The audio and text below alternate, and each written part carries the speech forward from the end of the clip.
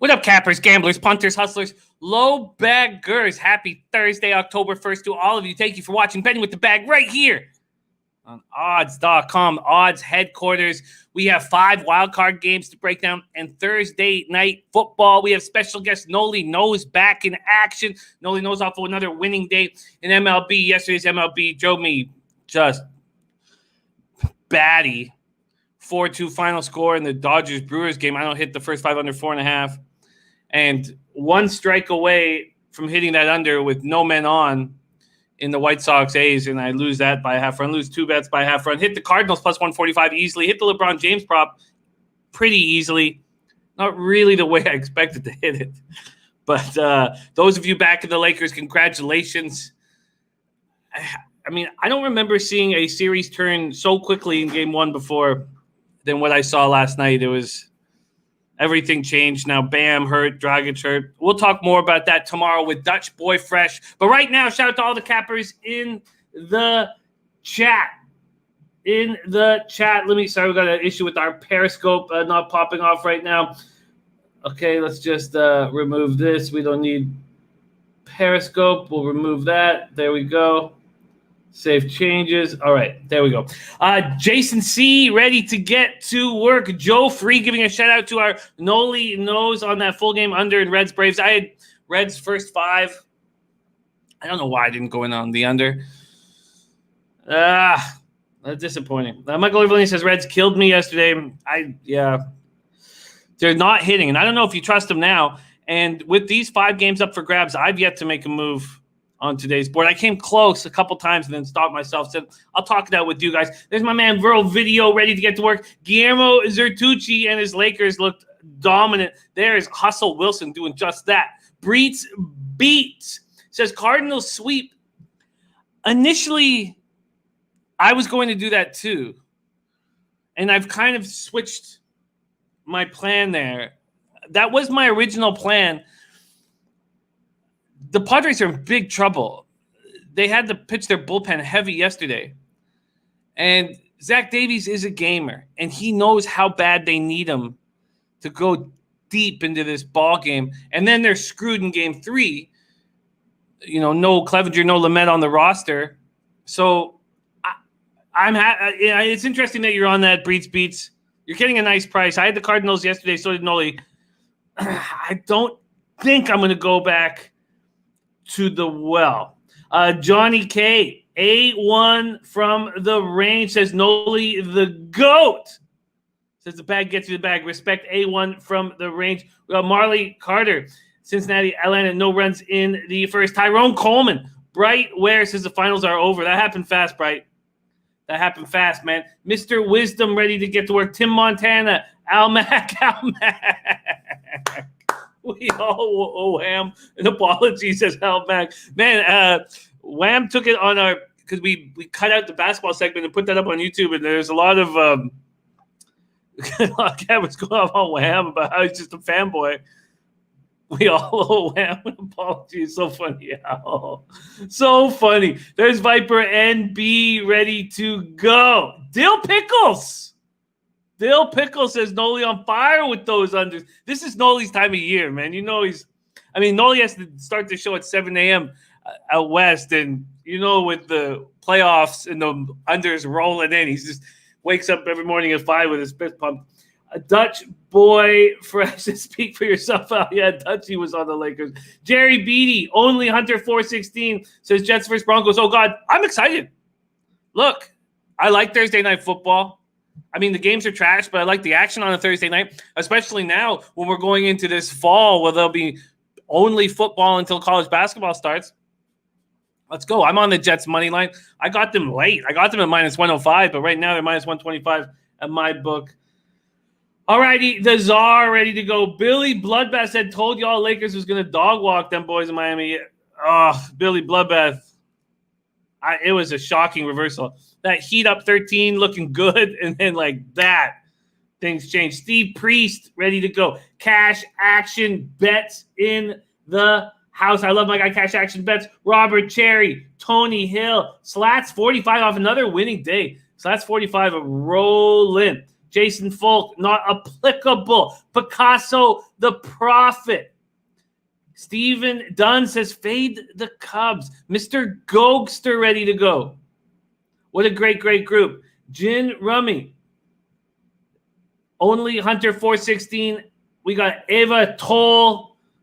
And not applicable says Jets can win a game. I think they can. And I think now is the time. But we'll get into that. Let's bring in our man, the capper. That's making unders great again. The man making unders great again. Let's bring him on right now. Nolly knows in the house. Nolly, how are you, my man? What's going on, Jimmy? Yeah, doing really well. Another positive day here in the MLB. A couple tough losses that I didn't expect to lose. I thought I was on the right side, but hey, that's the volatility in baseball. But I'm excited to be here, back again. We got a lot of MLB to talk about. And shout out to everybody in the chat. And shout out to Wham Bam. Killing it, even despite all the haters. Yeah. It's just like, it's funny. It's like the Lakers have been winning NBA championships over and over again. It's been a while since they've been dominant, but it's still the vividness of the Lakers' success. It just, everybody remembers it. It's so fresh on everybody's mind. It's just like Yankees fans take it hard. Lakers fans take it hard.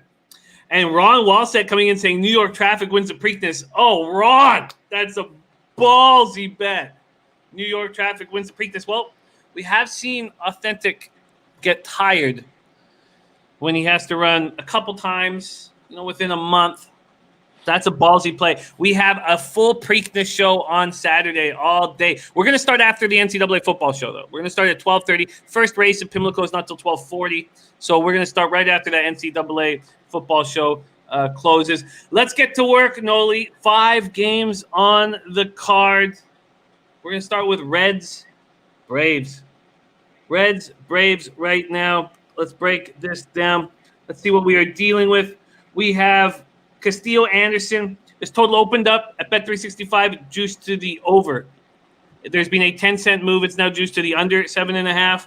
And that minus 135 line on the Braves has not moved.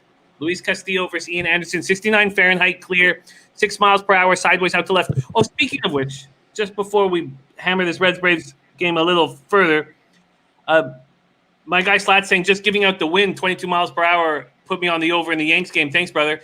I didn't even bet that over because by the time I got to be able to bet it right after the show, it had moved to 8.5. And I was like, you know what? I'm not going to take it at 8.5. I'm not, and so I don't even get that winner. So I went 1-3 yesterday, down 1.90 units in MLB. I hit my LeBron James under prop, so overall I went down 0.90 units, but very, very disappointing. Very, very disappointing. Okay, Luis Castillo, Ian Anderson, Reds versus righties, 216, 733 OPS. Braves versus righties, 273, 852 OPS. We talked about the Reds' bullpen being vulnerable. They looked pretty good yesterday, and they ended the season with a 1.27 whip, which was actually better than the Braves' bullpen, but they had a full earned run higher, 4.53 compared to the Braves' 3.50, and 33 home runs allowed to the 30. And the Reds even held opponents to a better batting average, 215 to 236. And we saw the Reds bullpen look strong yesterday. No postseason games ever gone that deep, scoreless before. The Braves had lost 10 consecutive postseason series openers. We have Anderson. We've talked about Anderson quite a bit on the show as a low bagger. Dean Williams, who's studying in the UK right now, was his catcher all growing up. 3rd overall pick in the 2016 draft. He's never faced the Reds. Never seen them. In his final appearance on Saturday, Castillo looked – so we thought Castillo would turn the corner, but then he got touched by the Twinkies, 4 runs in 4 innings, made 3 career starts against the Braves, going 1-1, 3.86 ERA, and he did not face the Braves this season. All righty, Nolly, game 1, wild card. This one's popping off in 1 hour and 51 minutes. Reds, Braves, take it away. Yeah, something you mentioned right there, Jimmy. It's going off real soon, and that's something that I love. I love baseball for breakfast, and we're gonna attack this game once again. Tim Anderson on the mound for the Atlanta Braves, and he's looked really good.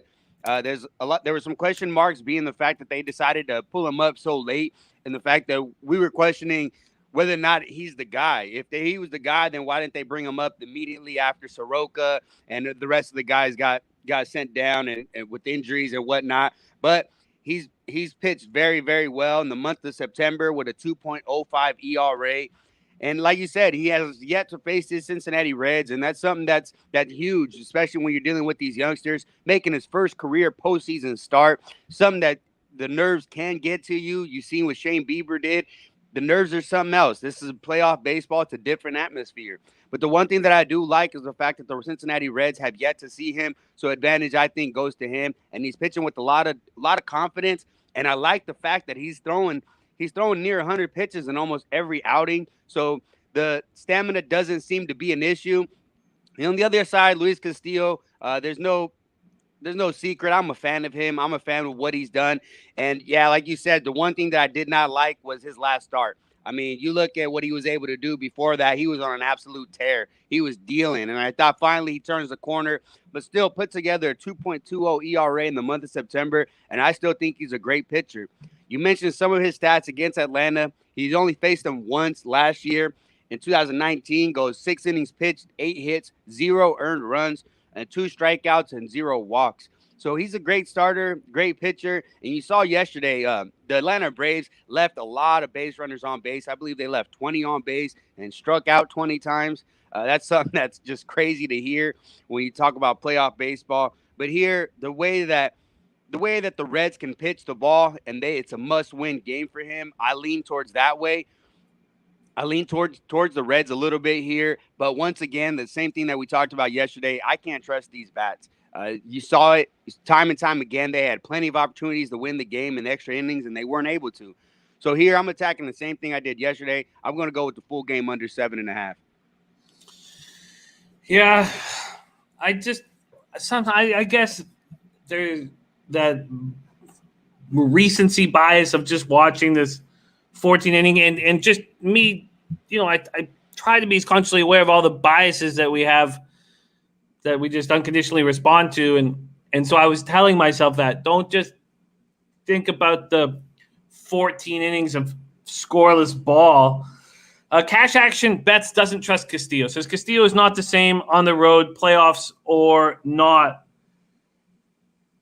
So let me ask you this. I feel like I'd be a little concerned about the full game over just because of how worn out the bullpen was yesterday, but they were fresh coming in because they had a couple of days off. Is that something that you feel that they can go all those guys can go a second day in a row? I mean, it is a bit of concern. Going back-to-back days for a lot of these relievers is something that they're just really not accustomed to. They go in there and they just give it all out in that 1 or 2 innings.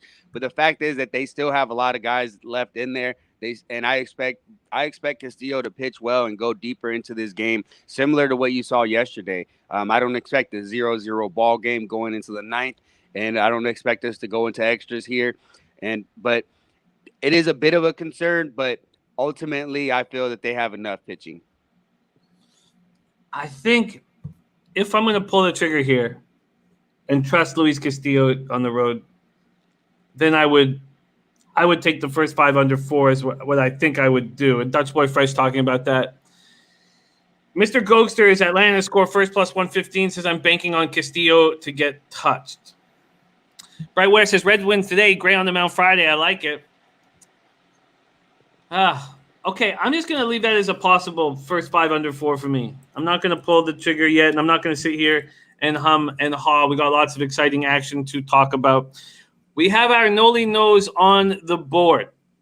Full game under 7.5 for Nolly Nose. Got Joey Work, Ulysses Hayes joining us, Mr. Gokster, Billy Bloodbath, Barry Smith. Barry Smith says Braves roll. MMA Locker Room coming off a big winning day. And Steve Priest leaning to the under as well. Okay, let's move on to Marlins Cubbies. And again, I was initially, last night I was like, yeah, I'm going to back Darvish. I'm going to back the Cubs. But I can't trust the Cubs bats. And Sixto Sanchez looked so spectacular. Looked bad the last 2 games of the year, and we faded him. But, Noli, it would not shock me if this kid steps up today. We're dealing with some weather issues, and that stopped me. So as soon as I was like, you know what? If Sixto steps up, I expect you, Darvish, to step up. So then let's go on and under. But we have 54 Fahrenheit cold something that Sixto Sanchez is probably not going to enjoy. We have light rain, and then we have 14 miles per hour sideways across the diamond, and that light rain is supposed to be kind of constant. There's an hour slot where it looks like there won't be light rain, but it's pretty constant throughout this game. Marlins first righties 235, 673 OPS. Cubs first righties 229, 735 OPS. Marlins bullpen atrocious all year. Looked good yesterday, and we talked about that being a possibility. We talked about their top two relievers, who they were going to be focusing on in Game 1. Now, as we move forward through the playoffs, they will become more and more vulnerable. We also have Starlin Marte hit by a 92-mile-an-hour Dan Winkler fastball in the ninth inning. Struck his left hand, X-ray that revealed a non-displaced fracture in his pinky. It's the third time that his hand's been hit in the last 10 days. He's day-to-day and could possibly return. And back to the Cubs, Rizzo, Bryant, Schwarber, Hayward, Contreras, Baez, 2 for 20 Wednesday, not hitting. Happ is the only guy that can be trusted in that offensive lineup at this point. Let's see what we're dealing with, the full game money lines and totals, and then hand it over to our Nolly Nose. Sanchez, Darvish, this total opened at 7, and there's 6.5s on the board now. Wow. Cubbies opened at minus 180. Now they're at minus 210, a 30-cent move towards the Cubs.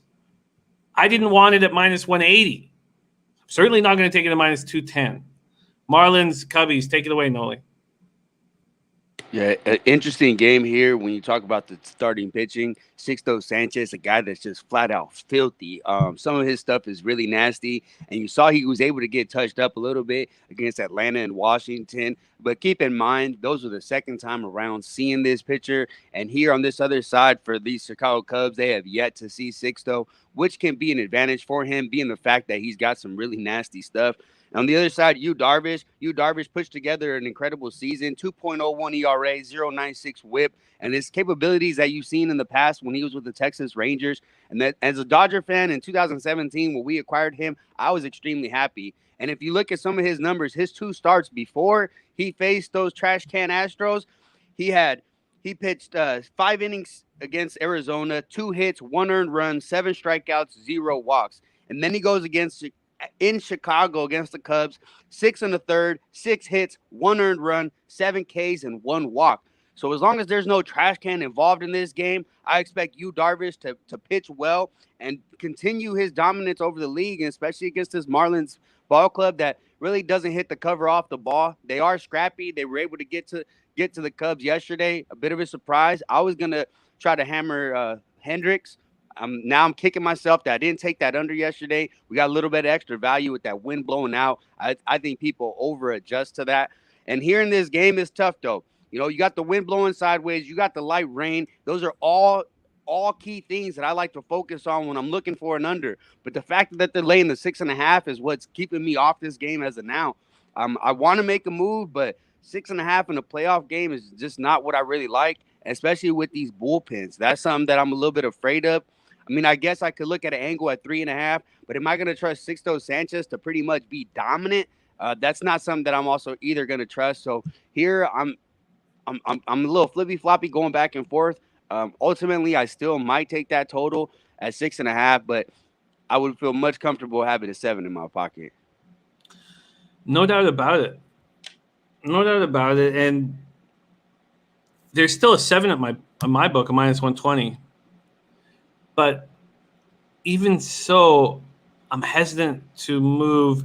If we look at the numbers against Darvish here, 213 average, but 410 slugging, so 729 OPS. It's not awful, but it's Wallach, Dickerson, and Marte that hit him, especially Dickerson, 5 for 13, 2 doubles and a homer. Wallach, Dickerson, Marte all have homers against them. And then Rojas, Brian Anderson, Alfaro, Aguilar, Joyce do nothing against them. Steve Priest says Darvish K's over 7.5. Alexei Povich says Marlins money line has been good to me. Ulysses Hayes says Darvish doesn't look good at all. He started faltering a little bit near the end of the year, but then he had that great start at the end of the year at Chicago White Sox. 7 innings, we know that the White Sox don't hit righties like they hit lefties, and that's why the call to not throw Bassett in game one was confounding. And we'll get into that game next, even though there's no line and no pitchers announced. But 3 hits, 0 home runs, 1 walk, 5 Ks against that White Sox team, 10-0 win at Chicago. So J-Man Johansson says, look, Darvish is still dominant. Almax says, do not trust Darvish in playoff games. He's a scam artist, says Almax, a scam artist. Man, I don't even think it was the Astros that were scamming him in the playoffs by relaying signs. Ben Martin joining us. Ron Crawford, play of the day, San Diego for Ron Crawford. Yeah, I don't know how to attack this, but I would have interest in the over 6.5 if I had any faith in the Cubs whatsoever. But the fact is I don't. That's what it comes down to me. Any final thoughts on Marlins Cubs before we move over to White Sox A's, Nolly? I mean, to be another angle that I was kind of looking at is the Cubs' first 5. In this situation, I do trust Darvish more than Sixto.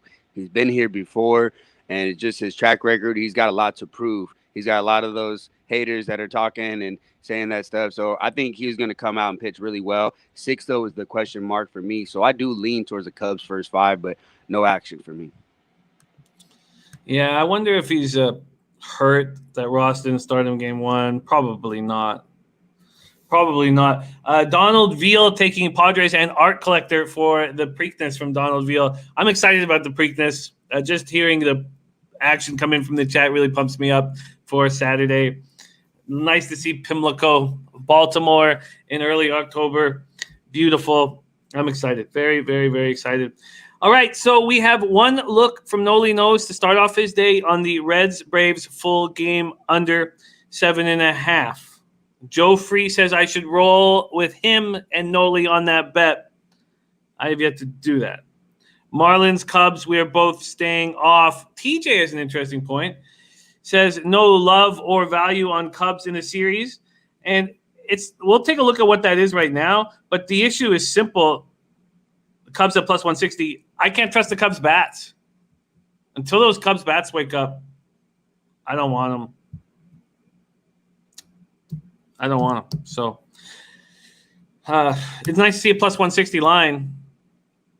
So I guess that might make more sense. You know, you could put yourself in a can't-lose situation if you bet the Cubs to win the series at plus 160. They win today, and then you can hedge a little bit with the Marlins money line.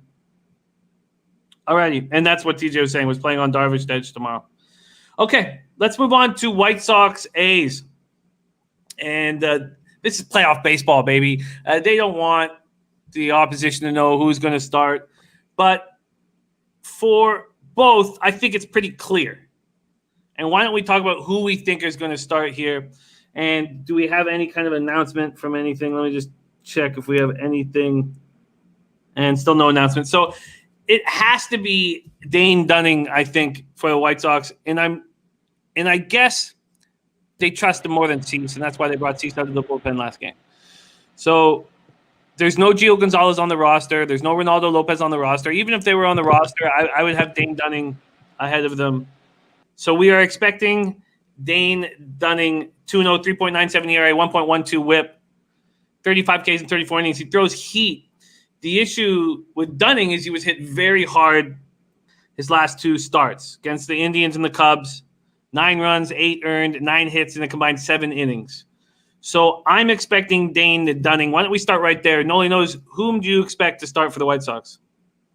Yeah, I think that's the way for them to go. It would be Dunning here because you said it. Please, that coming out of the bullpen, and I think that's the only way to go here. It's a tough call, but it's something that when I'm reading from both sides is they're talking about all hands on deck. So whatever starter goes, I don't expect them to go too long. Fires has been looked past in all these key starts, and it has to stop now. Fires has gone 19-5 at home since joining the A's. We saw what happens if you start a lefty. So I think you have to put a line through Minaya. And that's fine. You just This is a 3-game series. I don't know why they open with a lefty. It has to be Fiers here, simply put. So White Sox, what are they, 15-0 when facing lefty starters this season?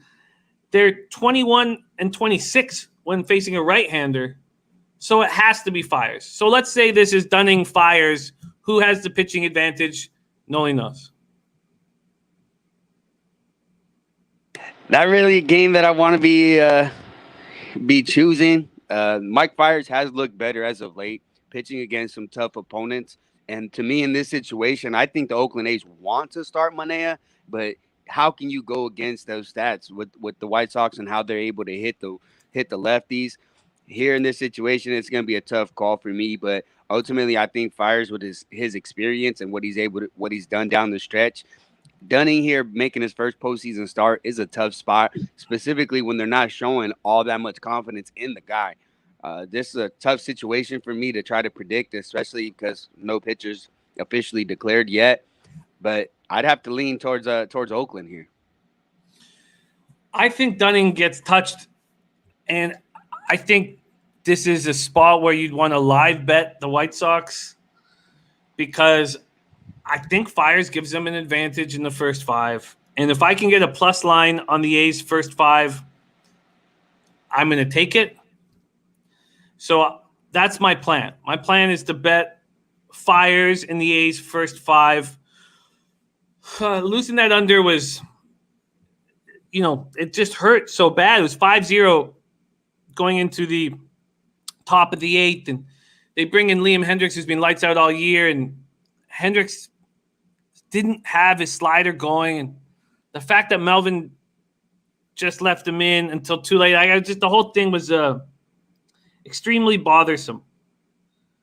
Extremely bothersome, and he goes a full 2 innings. All of a sudden, this A's bullpen looks a little bit vulnerable, and this White Sox offense will keep attacking you. And it's something they pride themselves on. And you should see, it was 5-0, and they were all up in the dugout. They were all cheering on the batters. This is a team that you can trust and believe in with the White Sox. In saying that, I think Dunning gets touched. My plan will be A's first 5, and I hope there's a plus beside it. And I guess we move on from there. And Barry Smith saying he blew the under, Jimmy. It really, that was one of the most irritating.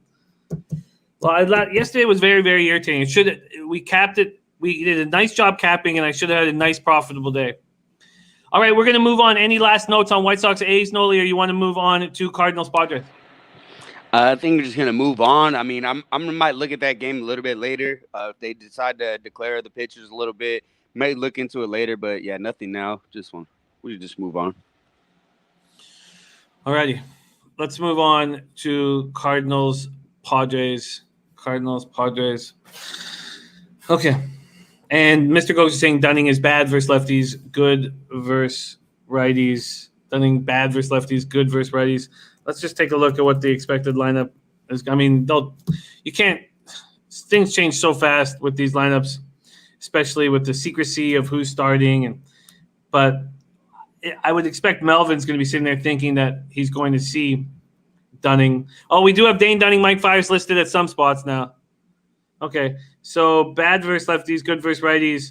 The lefties that we know that will be in the A's lineup: LaStella, Olsen, Grossman, switch hitter, and Lamb hitting 9th. All right, that's the plan. I'm going to bet A's first 5 when it comes up.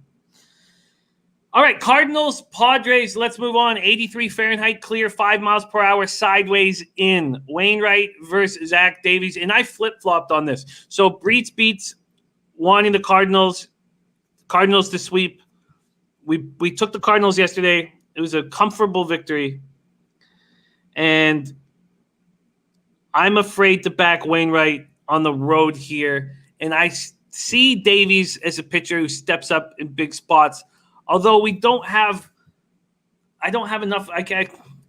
He hasn't done that consistently through his career. So I guess I see his off-speed stuff much improved this year, and he's been a key cog for these Padres. 7-4, 2.73 ERA, 1.07 WHIP. His Ks are up from previous years, 63 Ks and 69 and a third, 19 walks. Cardinals don't hit righties, 235, 690 OPS. Padres first righties, they smash them, 259, 815 OPS. Davies held opponents to a 216 opponents batting average, 269 opponents on base percentage. And his 10 career starts against the Cardinals all came when he was with the Brew Crew. 2-3, 4.55 ERA, 1.33 WHIP, 290 opponents batting average against. But I'm telling you, his off-speed pitches are just much stronger than they've ever been before. And then Wainwright at Petco, 3.03 ERA, 1.28 WHIP, 229 opponents batting average, and always been good against the Padres. 2.19 ERA, 1.13 WHIP, 240 opponents batting average. But this is just a different Padres lineup, and I don't care what his numbers are against them.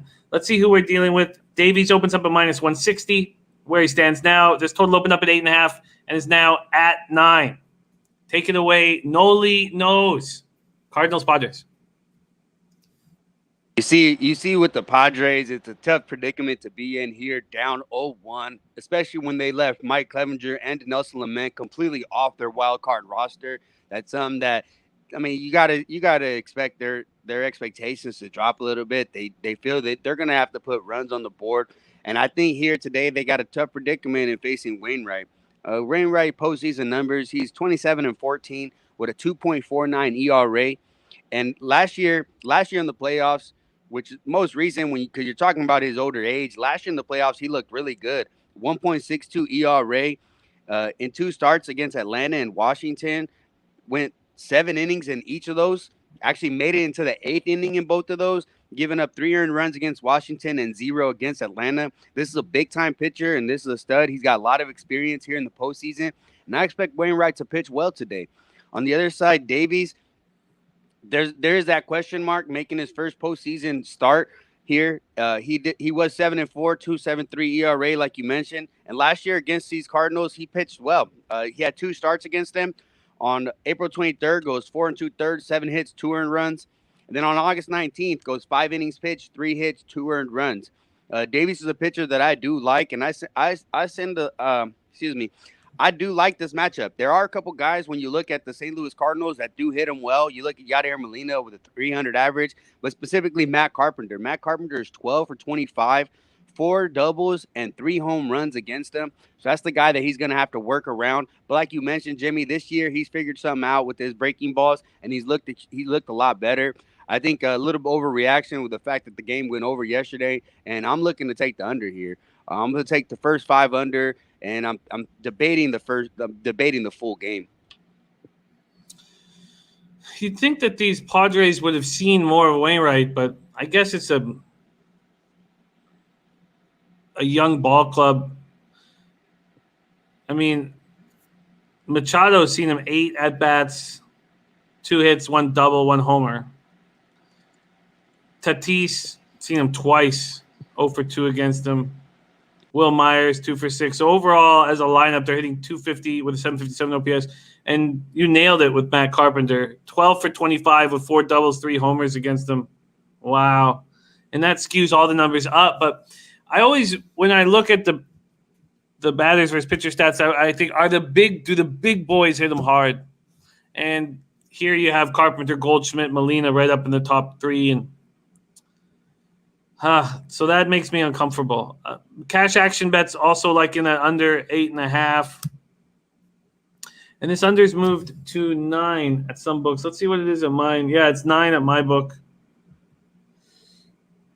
And Dill Pickles like in Davies, hits allowed over 4.5. That's a pretty good look. I wonder, Dill Pickles, what's the juice on that? Very curious to hear what the juice is. And Barry Smith says Wainwright gets rocked, Wayne left. DJ Big Boss joining us. Let's see what his splits are, because there was times where I felt like Wainwright wasn't strong on the road. We watched him dominate at home, but he was good on the road this year. Very good. 205 opponents batting average, 3-1. So what we know about the Padres is they went through their bullpen pretty deep, but this is all hands on deck to win today. So they're going to go deep in their bullpen and be vulnerable tomorrow. So I can understand this move going against the market.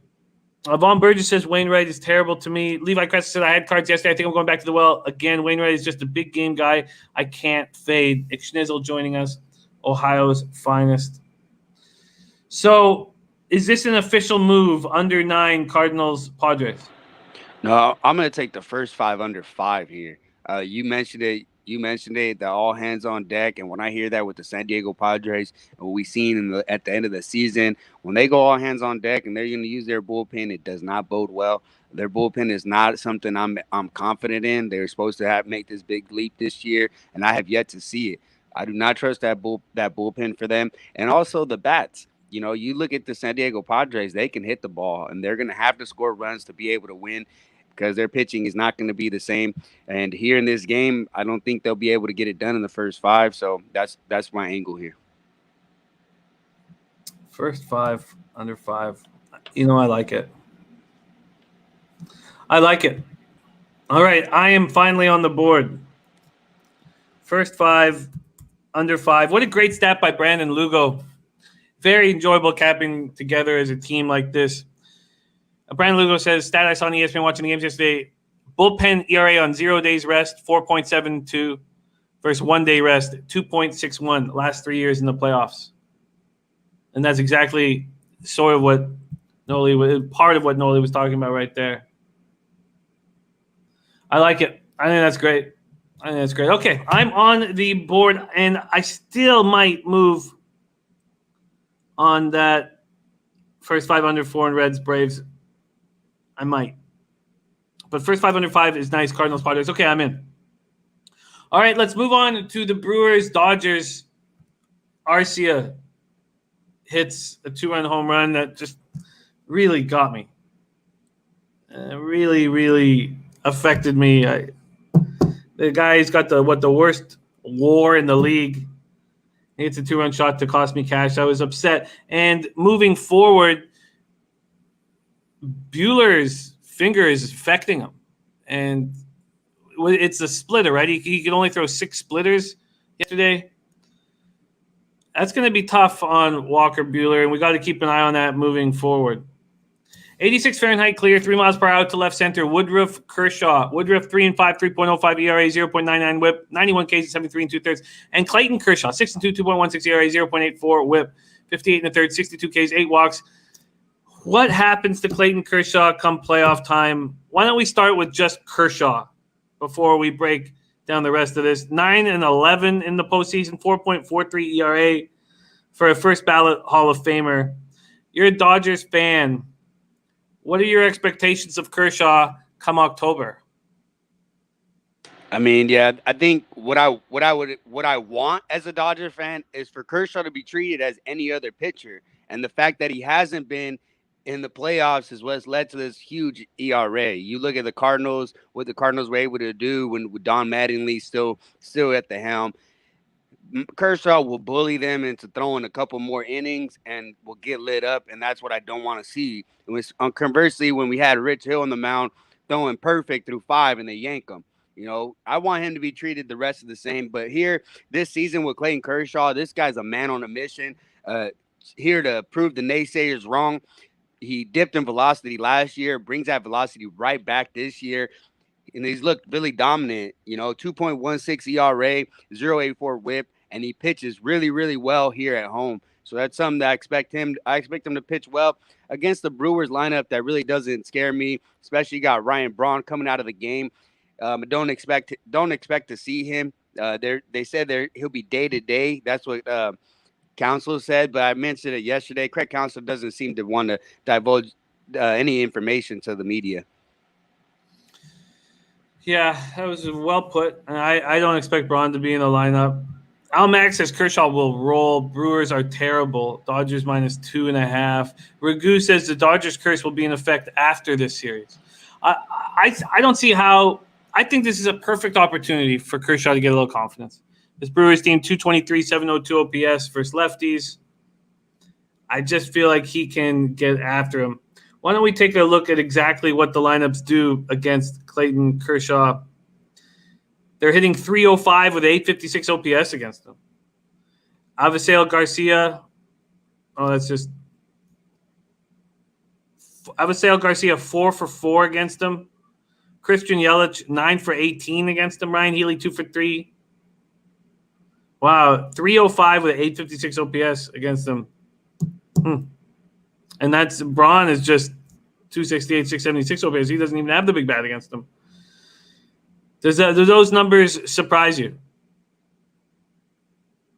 I mean, a little bit, but the batting average is not the end all be all. Ultimately, runs on the board is what matters. So batting average doesn't really scare me, especially here in the big game at home. I expect Kershaw to pitch well today. Cash Jackson says Kershaw will shine tonight. That playoff hoax is off his shoulders. Wow. All right. Well, let's see what the odds are giving us. This total first 5 is sitting at 4. Full game. This is a minus 225 for Kershaw. Is moved to minus 240, and the full game totals at 7.5. Can Woodruff get through this dangerous Dodgers lineup? Yeah, I really like Brandon Woodruff. I thought he pitched really well, specifically down the stretch in the month of September, 2.25 ERA. And you look what he was able to do in his last start. It was a key moment for that ball club going against St. Louis. He goes 8 innings pitched, 2 hits, 10 Ks, just 1 walk. That's the capabilities that he has. He has the stuff to be very dominant, and that's what he's shown here in the last month of September. And I expect him to come in here into Dodger Stadium and pitch well as well. This is a pitcher's ballpark, considered one of the best mounds in Major League Baseball, and I expect him to feel very comfortable here, and I expect him to pitch well. Something that I think I made a mistake yesterday, and I was sitting here talking about it and how I trusted this Milwaukee Brewers bullpen. I talked about it, and then the Dodgers bullpen. How can you not? They're the best in the major leagues when you look at ERA, and so I think a little overlook. I think yesterday and taking. I feel I should have took the full game, and that's the angle that I'm going to attack here. I think we have some really good pitchers going for both sides here, and I like the total to go under 7.5. Yeah, I think that was the chance the Brewers had last night. The Brewers bullpen is not that deep. They just have high-end talent. 4.17 ERA, 1.22 WHIP, 216 average against 32 home runs allowed. So you are on the full game under 7.5. Yeah, I took the full game under 7.5, and not just the pieces that they have, Jimmy, is something that I talk about with the Rays, is the way that Craig Counsell was quick to go to the bullpen. You won't see the mistake like the A's made last night that he's just going to leave him out there when he doesn't have the stuff. The Brewers don't play that. You will have to do your mandatory 3 outs, I guess, if they have to. But other than that, I don't see them leaving guys out there, and I think he manages the bullpen really well. Well, I'm going to still stick with the first 5 under. I feel like this game could get away from them. So you think Woodruff has enough stuff to slow down this Dodgers offense against righties? Yeah, I mean, you look at with the Dodgers yesterday, I mean, you look at the 4 runs, but I mean, 2 of those runs in the beginning of the game were gifted, so the bats aren't really that hot right now, and being in the playoff atmosphere, I really like Brandon Woodruff. The guy has elite stuff, and he could be an elite pitcher, and I expect him to pitch really well here. They need him, and they needed him before, and he stepped up, and I expect him to step up here again. Brewers, Dodgers, first 5 under 4 for me. Full game for Nolly, nose. Full game under 7.5. And that takes us back to the Reds, Braves, whether I pull the trigger on this under. All right, Nolly, I'm going to think about it for a few more seconds. Can you review your MLB action? No, you got to hit you're muted, my man. There we go. Sorry. No worries. Review your MLB action, my man. All right, Braves, Reds, full game under 7.5. Gonna stick to that. Been doing well. And then on the other one, we got Cardinals and Braves, first 5 under 5. going against the market there. And then the Brewers and the Dodgers under 7.5. Those are my looks for today. I like it. The question is, do I pull the trigger on Reds Braves? And I'm not going to. Okay, I have 2 looks on my card. I'm going to bet the A's when I can. So there will be 3 looks. As soon as I get that A's on the board, let me just refresh and see if A's are on the board now. No, not yet. So what I have officially right now, Cardinals, Padres, first 5 under 5, and Brewers, Dodgers, first 5 under 4. And then when the A's becomes available, I'm going to attack the A's. There you go. Nolly knows. Nolly, I don't mean to spring this on you, but before you leave, is there anything that you've decided to attack in college football this weekend that you want us to know about? No, college football, I have not made a move yet. There are some angles that I like. There are some SEC teams that I'm going to be looking to take unders, but I've yet to make a move. I made a move on the football game tonight. Beautiful. Well, let's talk about it. Thursday night football. Are you cool to hang out for the whole segment? Yeah, that's fine. Alrighty, let's do it. Let's move on to Thursday night football. Nolly knows going to roll with us through the NFL breakdown. Broncos, Jets, and we broke this down on our Tuesday night opening line show with Rob Bebenek, and there is one major angle that I am attacking here, and it feels like the betting public is attacking here, although money's pouring in on the Broncos today because the Jets got up to -2. And let's just see what the money lines are right now. So you can get there. It goes down to quite as low as -12. Bet 365 has moved 5 cents back from -125 to -120. I got in on the Jets at -105. We'll break it down from every angle here. But the main simple way of putting it, both teams have been devastated by injuries this year. The Broncos are going to continue to be devastated by injuries all year. The Jets have players coming back. So Jamison Crowder, George Fant, Mekhi Becton, Quincy Wilson, Jordan Jenkins, Ashton Davis. So cornerback, linebacker, safety, and then Chris Hogan will possibly be back as well. That's the difference for me. And it's a big difference. And we'll break into it more. Why don't we hear what Nolly knows first instincts are for this spot? This total is sitting at 41. It opened at 40. It's 41. A couple books have moved it to 40.5. Take it away, Nolly knows. Yeah, when I look at this game, when you talk about the Jets' injuries and some of the key pieces coming back, the key piece for me for the New York Jets is Jamison Crowder. That's Sam Darnold's go-to guy. You've seen it last year, and then losing Robbie Anderson was a big thing. So getting him back for the New York Jets is a big piece. But what I see out of both these two teams is that they kind of stick to the run. They like to run the ball a lot, albeit with zero success. You got both of them averaging about the same, right around 80 yards a game, but still 22 to 24 touches. They're running Frank Gore, trying to keep the defenses off balance and not willing to put the game in Sam Darnold's hands, and I can understand why. And on the other side with the Broncos dealing with injury at quarterback, I don't expect them to try to air it out. This is a team that, when I listened to John Elway, when he was talking about their team coming into the season, he talked that the defense was going to have to carry them until the offense gets going. So, I mean, even with their starter in, this is an offense that he did not have any faith in. And so that's what I'm looking at. I mean, both defenses haven't played that great, but they're playing some pretty weak offenses here. And the only way I'm looking at this game in this Boo-Boo Bowl, I'm looking to take the under 41. Under 41, I completely understand why you are making that move. Completely understand. I'm interested to see what Brett Rippon does here. But let's talk, before we get into Rippon, who came in and looked pretty good. First he completed his first 8 passes for 53 yards and then got picked off by Mike Edwards on the goal line. And it was a nice play by Edwards.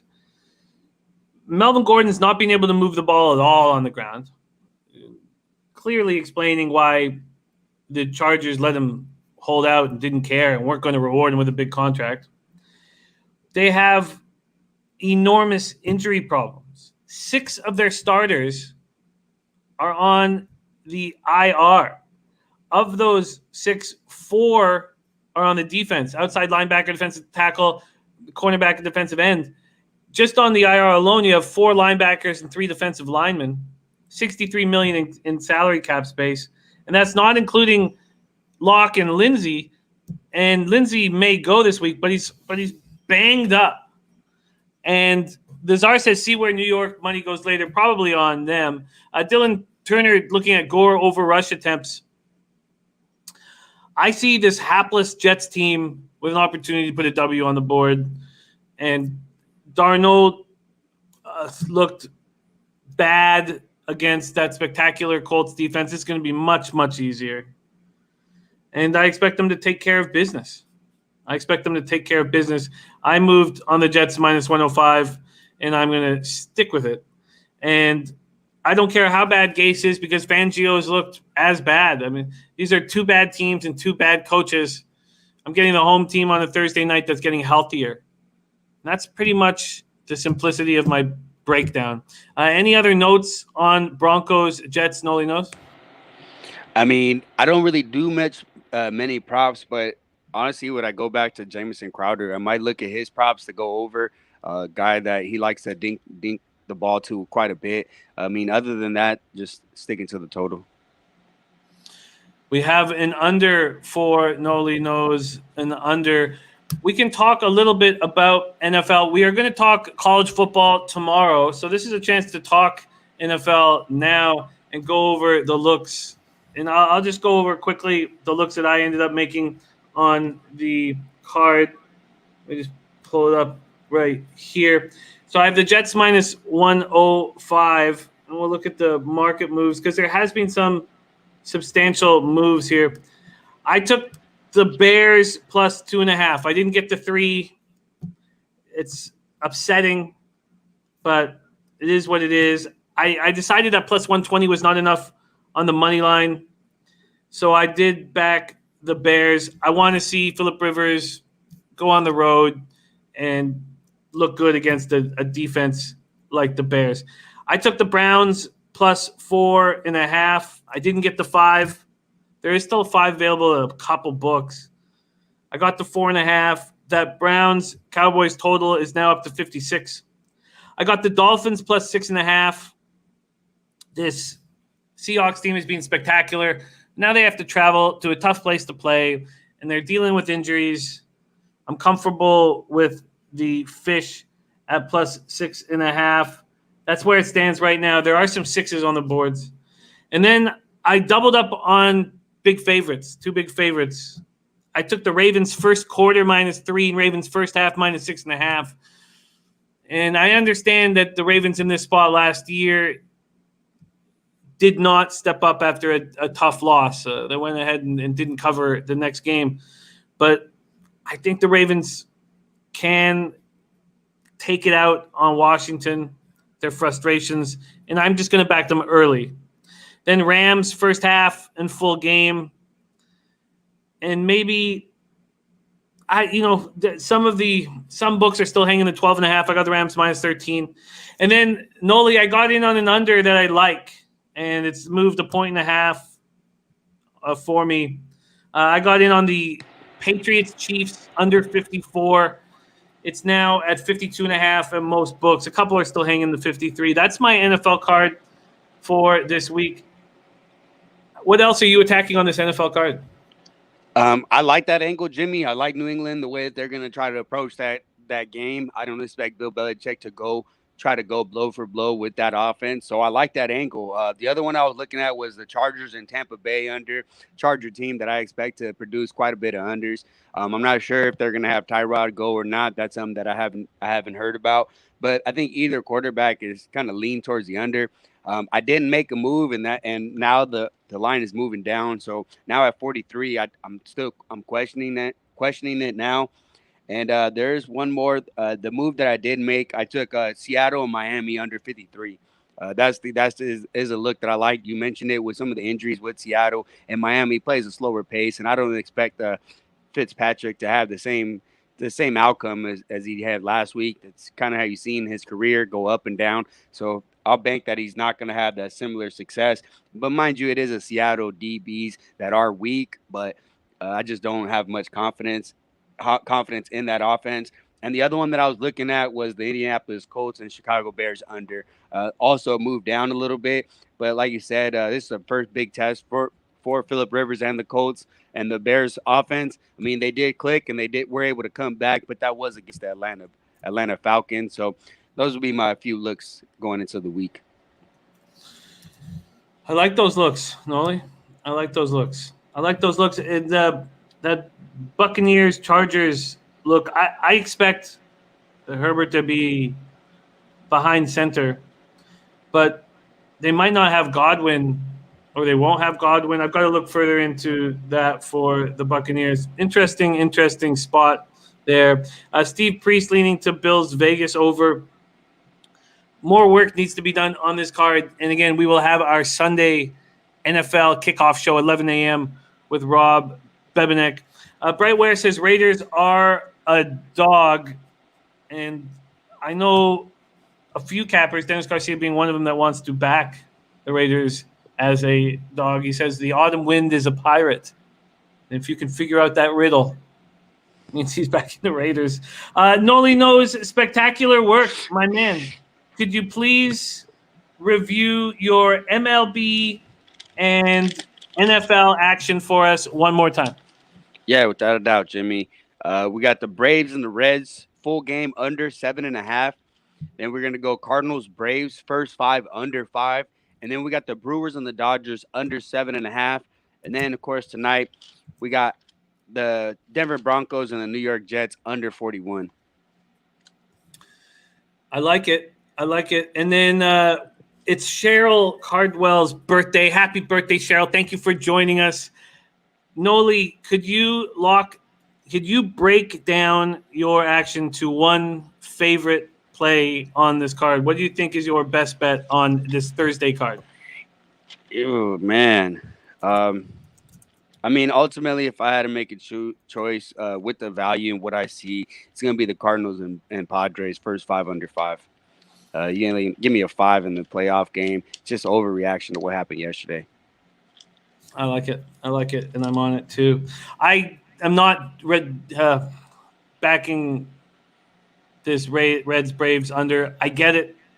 I just feel like when I watch 14 innings of no runs, I believe what I see a little too much, and I'm just going to stay off of it.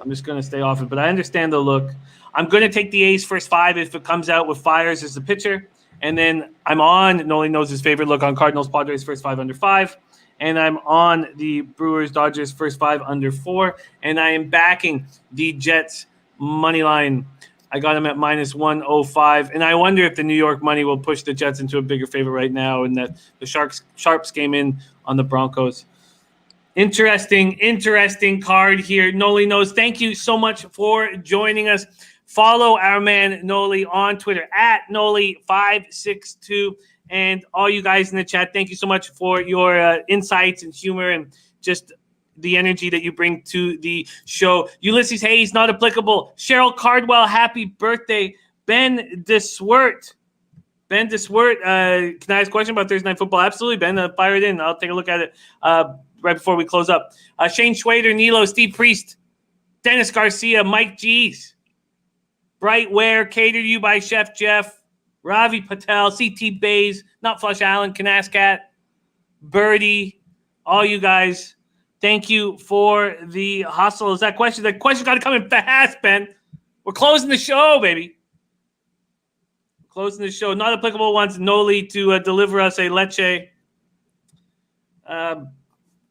Melvin Gordon is going to score a TD, right? Melvin Gordon's looked bad. He's looked bad. But if you're going to get a juicy line beside him, let's just go to the props right now. If you're going to get a juicy line like minus 125, No, I don't take a minus 125 on that. But market's telling you that it's likely he's going to get a touchdown. So minus 125 is not enough. And maybe you want to go first or last touchdown and get something out of it. But that's not enough. Not enough. Thank you, Vincent Gigante. Nolly knows. Can you leche us out of here, my friend? Yeah, I mean, I would expect Noah Fant to try to get on the board. I think that's the best option, I think. But, yeah, definitely. Good luck to everybody. Thank you for hanging out, guys. And until next time, leche a los bookmakers.